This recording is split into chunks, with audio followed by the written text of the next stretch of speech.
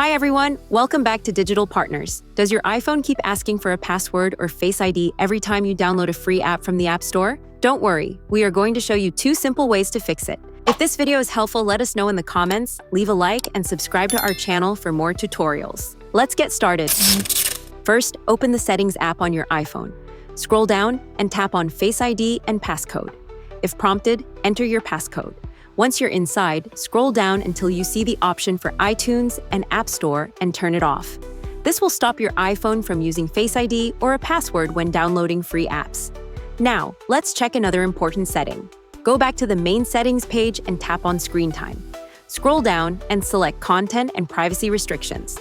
Make sure this option is turned on so all settings are available. Next, tap on iTunes and App Store purchases. Look for the option called Require Password and set it to Don't Require for free downloads. After doing this, your iPhone should stop asking for a password every time you download a free app from the App Store. We hope this tutorial was helpful. If you have any questions, feel free to drop them in the comments. Don't forget to like, subscribe, and hit the bell so you won't miss our upcoming tutorials. Thanks for watching Digital Partners, and I'll see you in the next video. Bye.